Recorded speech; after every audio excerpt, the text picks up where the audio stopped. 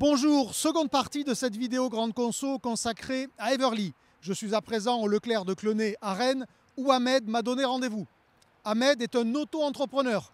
Dans le jargon Everly, il est ce qu'on appelle un shopper, celui qui va faire les courses pour le client et celui qui va ensuite le livrer. Avec quel matériel, quelle organisation et même quels moyens de paiement? Regardez.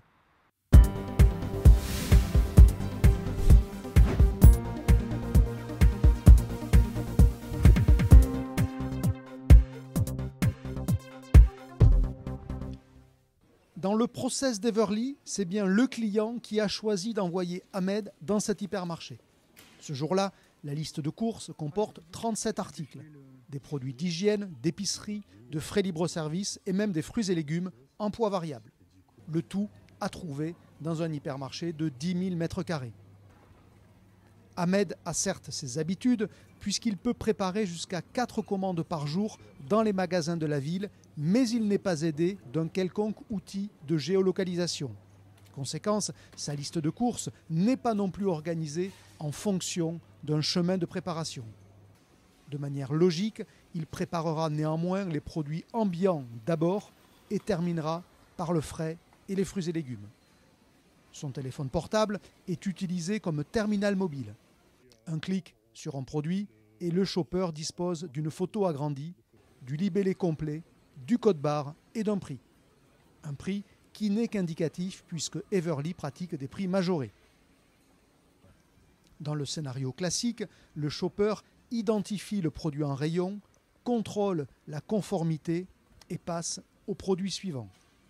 À la différence d'une commande en drive, le scan du produit n'est pas indispensable. Second scénario, le shopper ne trouve pas le produit. Il peut alors le substituer en appelant ou non le client selon son souhait, ce qui aura été renseigné au moment de la commande. Ici par exemple, les oignons frits sont introuvables. L'interface propose alors de choisir un produit similaire dans une gamme de prix prédéfinie. Ce sera le cas avec les oignons Kuhn, même poids et prix proche.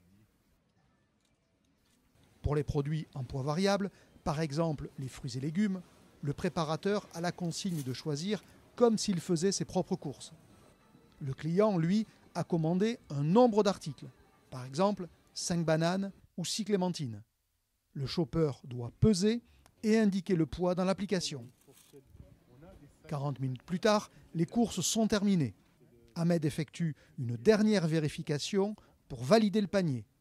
Vert, le bon produit a été trouvé. Orange, il a été remplacé. Et rouge, c'est rare, le client ne sera pas servi, faute de pouvoir substituer. Pour payer leurs achats, les shoppers disposent d'une carte bancaire soldo comme celle-ci, qui est chargée par Everly du montant du panier une fois la préparation de la commande validée. Avec cette commande très classique, Ahmed, lui, aura gagné environ 13 €. Everly garantit un minimum de 10,24 € brut par commande, soit 8 € net. Dans certains cas, le préparateur peut être bonifié.